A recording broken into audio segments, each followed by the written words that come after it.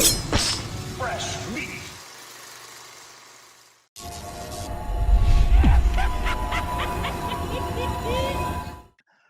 I actually just watched the movie the other night, and it blew me away, man. Just brutal, unrelenting, dark.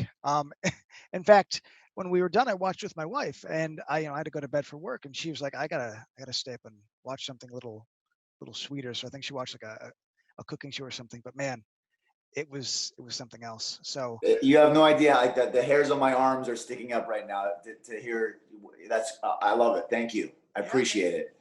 What I really like actually is that your character Joseph, he's like burly, stoic, and you don't have a lot of lengthy dialogue. A lot of this is just, to me, it's like emoting, it's acting. Script wise, what did you bring to Joseph versus what was on the page? Because I can't see this being very detailed. So, like I said, a lot of it was just, I think, you.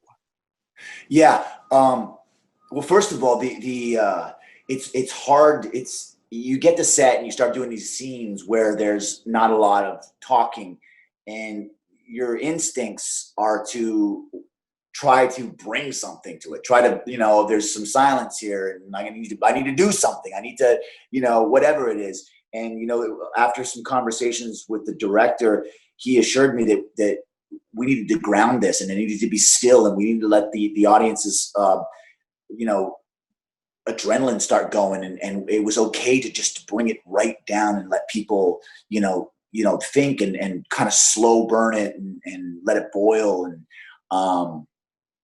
yeah, that's pretty much it, you know.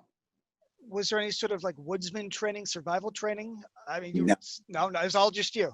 So I got the script like on a Monday, and we were literally shooting like the next Monday. So I traveled, I did wardrobe, and I met with the director, and I took this character from a guy. I went to horse camp back when I was 12 or 13 years old, and there was this guy Bob there that was very stoic and very old school and generation and generation. He lived on a ranch, and they opened this ranch up to kids for 2 or 3 weeks, and that's where I got the character from.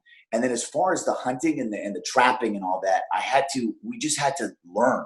Like we had we had to listen. There was the props guy was very educated in this kind of stuff, and so was the director, and we were all ears. We had to completely trust. I mean, if I was to get the set and kind of want to do everything my own way, and I was stubborn, and like I saw, it probably wouldn't have worked as well as it did. It worked because I listened to the people that knew what they were doing. When I was sharpening a knife wrong, they told me I was sharpening the knife wrong, and I would sit there between takes and I would learn. As little as it is, it had to be something that was second nature to this guy, and something that would be so it would just fade out. You just wouldn't notice it because he's just doing it just so like it's second nature. Because you obviously like it's a big part of your past. I know that you're kind of coming back around kicking a lot more ass in this genre. Is this something that you're like looking for, or are you gonna willing to do like a drama or a comedy? I mean, like what's like your footing right now in terms of like acting? I want to do everything. I want to do everything that there is, but I will never stop doing horror. I grew up. I had this card, ABC Video. I had this ABC Video card. I was 7, 8 years old. Those people would let me rent whatever I wanted from that store, and I would go to the horror section, and I would rent everything from the Nightmare on Elm Street to the Pumpkinheads to the Critters to the everything. It was my thing. That was my world. It was that and the Commando and Raw Deal and Conan and all those movies. Those two genres.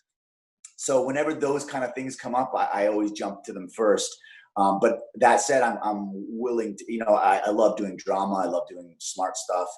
But I'm always going to do horror. I have to. It's just what I like to watch. Things are continuing, but they're new. Can you ever get back to? Would you do another Final Destination? Would you be in the new Nightmare on Elm Street? Like, is there anything like you want to do, or you'd be willing to do, or something like that? Um, I think the ship has sailed for Final Destination. I think that they do. I think they're doing it right by rebooting it every.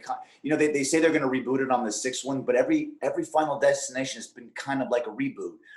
They get a talented young cast and they kill them, and I think it's worked. And I think they should just keep doing that. Would I go back and do another one? I mean, sure, if the script was right and they figured a way. Why not? But God, Texas Chainsaw Massacre. I'd love to. You know, I would wear a mask, and I would wear a skin mask and not have any dialogue, just to be Leatherface for a movie. So, What about the most important sequel? Rick Moranis, Ed O'Neill, and you back as Little Giants Part 2.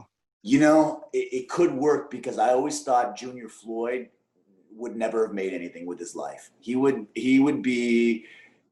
I don't know what he would do. He definitely, like, I don't know, he pulls a muscle and he loses his scholarship to university and he just stays in town and that's it. And maybe he's the next coach. I don't know. Who knows? I just had to ask that. I know it's dorky, but I love that movie. I grew up on it, so Awesome. Sneak that one in. They're still running plays from the movie. I'm telling you, the NFL is running the annexation of Puerto Rico. Like I should be on the sidelines helping out for these things. You had the icebox, man. Yeah. I was looking through your IMDb because I know that you're doing a Danzig movie, and then you're also doing something which looks really cool, Black Friday. Yes. Which is like it says zombie infested thing. Which, I mean, I work retail, so trust me, if anything's going to hit me, this is the one with Bruce Campbell. Is there anything you tell me about Black Friday? We wrapped up last night. We've been at it for weeks now, for 5 weeks. And it's got that Evil Dead, Idle Hands, comedy, horror. It's a Christmas movie, and they're not zombies; they're aliens. But it's got a kind of zombie feel a little bit. Bob Kurtzman is the special effects guy on it. It's awesome. There was a lot of craziness in a toy store. Bruce Campbell. It was a lot of fun, man. It's definitely going to be on the shelf next to like Idle Hands and SLC Punk on my, in my catalog. Yeah, man. Heroin Bob right here. I love it. Thank you for your time, man. Keep kicking ass and I'll be supporting. Thank you very much for watching the film. All right, sir. You take care of yourself. Take it easy, brother.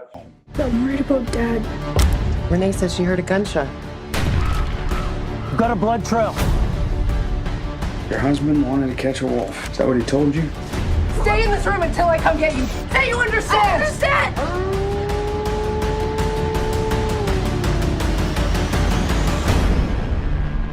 Want to snag a wolf? You gotta out-wolf him.